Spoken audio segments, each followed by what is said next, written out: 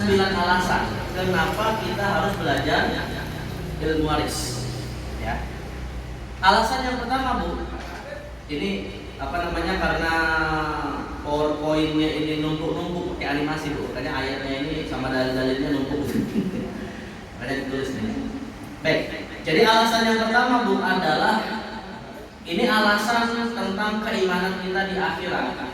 Ada ancaman kekal di neraka. Ada ancaman kekal di neraka bagi orang-orang yang mengabaikan hukum waris Allah. Artinya, Bu, masalah bagi waris itu bukan masalah cuma sekedar bagi-bagi harta, ya, tapi bagi-bagi harta yang nanti punya konsekuensi di akhirat. Karena tadi saya katakan di awal, Bu, karena kita sedang membagi-bagi harta siapa? Allah mengancam, ya. Karena di dalam Al-Quran itu, Bu, biasanya kalau ada suatu perintah, biasanya Allah nanti memberikan dua hal sekaligus, reward sekaligus punishment, yaitu pahala sekaligus ancaman dosa. Nah, di sini yang menjadi poinnya di ancaman dosanya, Bu, yang itu bukan ancaman dosa biasa. Bahasa orang hari ini, Pak, dosanya itu bukan kaleng-kaleng. Ini dosanya serius, Bu. Apa dosanya? Ada 3.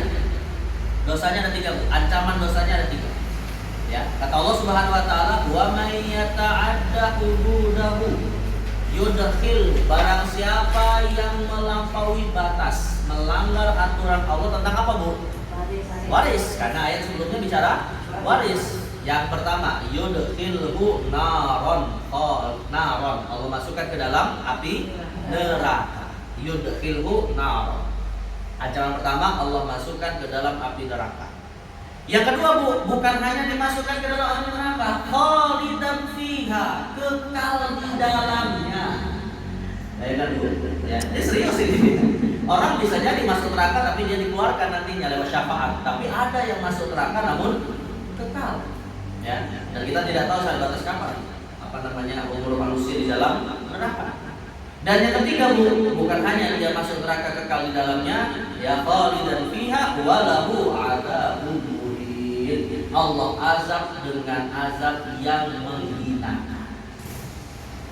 Jadi ada 3 ancaman serius bagi orang-orang yang mengabaikan hukum waris. Masuk neraka, kekal di dalamnya, dan diazab dengan azab yang menghinakan. Siapa yang mengancam ini, Bu? Hah? Siapa yang mengancam? Allah. Kira-kira Ibu yakin tidak dengan ancaman ini, Bu? Hah?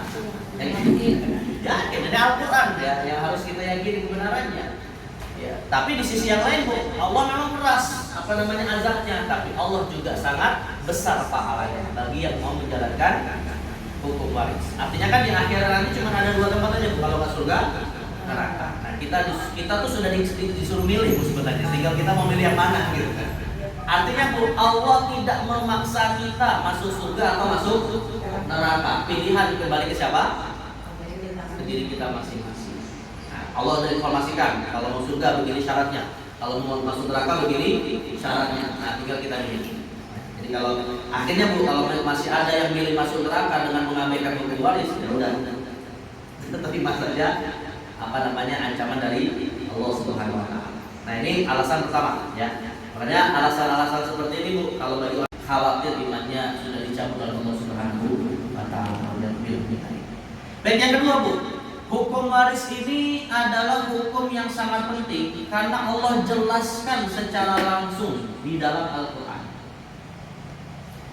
Jadi, ibu-ibu sekalian, kalau kita belajar tentang sholat misalnya, Bu, sholat penting, Bu, sholat penting sebagai amalan yang pertama dihisab nanti di hari kiamat. Tapi, Bu, di dalam Al-Quran itu tidak dijelaskan detail tata cara sholat. Ya, nggak ada kita dapat di dalam Al-Quran itu kalau sholat bacalah atau niatlah, lalu baca takbir, lalu baca doa iftitah, nggak ada. Ya, paling Allah di dalam Al-Quran itu, Bu, kalau bicara sholat itu sifatnya yang umum-umum saja, yang menjadi amalan utama dalam sholat seperti ruku, sujud, ya. Warka'u wasjudu, rukulah dan sujudlah. Tapi nggak detail disebutkan. Tapi, Bu, hukum waris Allah jelaskan secara detail dan langsung. Artinya mengisyaratkan kepada apa? Menunjukkan kepada apa? Pentingnya ini waris. Sampai Allah langsung menjelaskan secara detail. Kalau untuk masalah sholat, Bu, itu penjelasannya nanti detailnya oleh Nabi Muhammad. Nabi Nabi Muhammad yang menjelaskan di dalam sunnah-sunnah beliau tentang tata cara sholat. Tapi kalau untuk waris itu langsung Allah yang menurunkan secara langsung dari kita. Kenapa Bu? Kenapa Allah kok sampai menjelaskannya secara lebih rinci? Karena gini Bu, salah satu hikmahnya ya, Islam itu agama yang tidak mau menghendaki permusuhan. Ya, dan masalah waris adalah masalah sensitif yang berpotensi besar menimbulkan permusuhan. Maka Allah jelaskan secara rinci agar tidak bermusuhan. Biar kita menyerahkannya kepada Allah langsung. Jadi makanya Allah jelaskan secara rinci. Yang ketiga Bu, alasan yang ketiga, kenapa belajar ilmu waris ini penting ya? Adalah ada perintah khusus dari Nabi Muhammad SAW. Jadi Nabi SAW memerintahkan kita Bu secara khusus untuk belajar ilmu waris. Padahal saya pribadi belum menemukan Bu hadis misalnya belajarlah cara ngitung zakat, nggak ada. Tapi malah Nabi mengatakan, kata Nabi, lihat hadis dari samping itu, ta'allamul faraidha wa 'allimuhun nas. Rasulullah secara khusus memerintahkan kita untuk belajar ilmu waris. Nah, berarti kalau kita hari ini sedang belajar ilmu waris, berarti kita sedang menjalankan perintah Nabi Muhammad SAW. Kita belajar. Bahkan nanti bukan hanya belajar, Bu, diajarkan. Diajarkan. Nah, pertanyaannya, Ibu siap mengajarkan kepada keluarga, Bu? Tahu cara ngajarinnya? Masalahnya kita belum belajar hari ini. Emang nanti bisa tahu Bu, oh kamu nanti kalau ibu meninggal dapat 1/6, 1/8, tahu nggak gitu? Nah, saya katakan begini Bu, minimal ya, mungkin kalau ngajarin detail-detailnya kita nggak siap. Saya pribadi belajar ilmu waris ini dari pesantren Bu. Di pesantren saya belajar 2 tahun, lalu ketika kuliah saya belajar 4 tahun, 6 tahun. Artinya belajar ilmu ini nggak bisa kilat, ya, nggak bisa pakai sistem pesantren kilat. Tapi maksudnya gini, bukan berarti saya katakan, oh berarti saya nggak bisa ngajarin dong walaupun sudah belajar, bukan. Tulisan, langsung buat tulisan itu sebagai wasiat untuk keluarga yang nanti seandainya kita meninggal itu kita nggak tahu kalau meninggal. Nah, buat tulisan kayak gini, buat tulisan. Kalau saya meninggal, wahai keluargaku, bagilah harta yang aku tinggalkan melalui menggunakan hukum Allah. Ya, bahasanya bebas bahasanya. Tapi intinya Bu, kalau saya meninggal, bagilah harta yang saya tinggalkan dengan hukum Allah. Dan selesai itu. Itu yang dimaksud minimal mengajar. Ya, masalah nanti bagaimana mereka akan membaginya, ya mereka belajar nanti. Karena kalau ibu harus ngajarin dari sekarang Bu ya, bingung juga. Nah, jadi artinya minimal ibu membuat wasiat, ya, membuat wasiat tertulis. Jangan hanya ngomong Bu, kalau ngomong lupa nanti. Buat wasiat tertulis, ya disampaikan juga secara lisan, gitu ya. Nanti kalau secara lisan sudah disampaikan, tulis dalam tulisan wasiat atau buat bingkai misalnya. Nah, kalau apa? Jadi tulis itu, bagilah harta yang aku tinggalkan dengan hukum Allah. Karena seandainya Bu, kalau ibu tidak melakukan ini, termasuk suami ibu ya, bapak termasuk, kalau tidak melakukan ini Bu, lalu anak kita yang kita tinggalkan saat kita meninggal tidak membaginya sesuai dengan hukum Allah, kita ikut bertanggung jawab mendapatkan dosa jariah. Nanti saya kirim aja untuk dari PowerPoint-nya. Artinya asli dari itu. Jadi kata Umar bin Khattab, beliau mengatakan ta'allamul faraid kama tata'allamunal Qur'an. Belajarlah ilmu waris sebagaimana kamu belajar Al-Qur'an. Nah, alasannya kenapa Bu sejajar dengan belajar Al-Qur'an ya?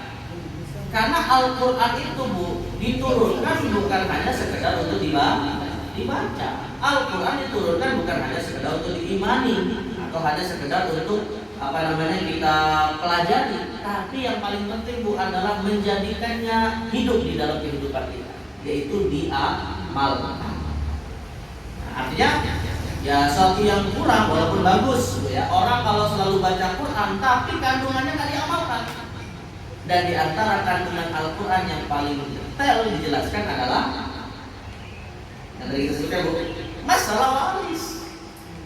Artinya ketika Umar mengatakan belajarlah ilmu waris sebagaimana kamu belajar Al-Quran, beliau ingin mengatakan belajarlah ilmu Al-Quran dan amalkan isinya. Yang mana salah satu dari yang diamalkan dari isi Al-Quran adalah hukum waris. Nah, itu alasannya. Ketika ilmu ini dicabut, fitnah menyebar. Yang dimaksud dengan fitnah ini Bu, maksudnya adalah konflik.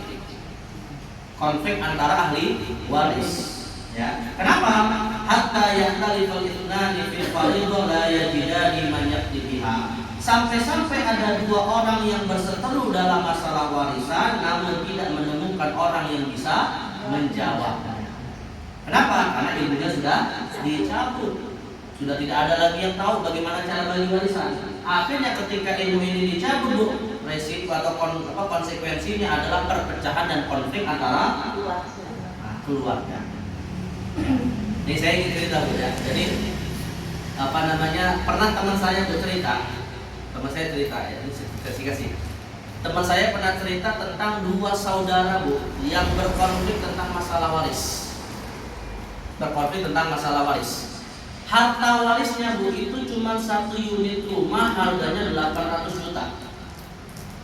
Tapi karena mereka egois, masing-masing ingin menguasai sendiri rumah itu, tidak mau berbagi dengan saudaranya. Kan mudahnya Bu kalau bicara waris kan tinggal dibagi sama rata selesai kan. Nah, karena egoisnya mereka Bu dan mereka kemudian tidak paham bagaimana cara baginya Bu, akhirnya menggunakan pengacara masing-masing. Dibawa ke pengadilan. Habisnya berapa Bu? Masing-masing habis 2 miliar. Untuk sengketa itu. Dari objek yang disengketakan cuma 800 juta, biaya untuk sengketanya 2 miliar. Tapi ya itu tadi masalah ini dan masalah ini di masalah ilmu dan masalah hati, karena tidak mau menggunakan hukum Allah. Jadi makanya ini sudah terjadi. Dan karena itulah Bu, saya sudah seringkali bercanda ya kalau di beberapa pengajian tentang waris. Sebenarnya Bu, kalau kita ingin menunda hari kiamat, belajar ilmu waris. Karena di antara tanda-tanda hari kiamat semakin dekat, dicabutnya ilmu. Salah satunya ilmu waris. Jadi tanda hari kiamat itu salah satunya adalah ilmu yang atau kebodohan yang menyebar di tengah manusia. Tidak ada lagi yang bisa bedain mana halal mana haram. Karena ilmu dicabut oleh Allah. Nah, sekarang saya mau ngetes Bu, kira-kira hari kiamat sudah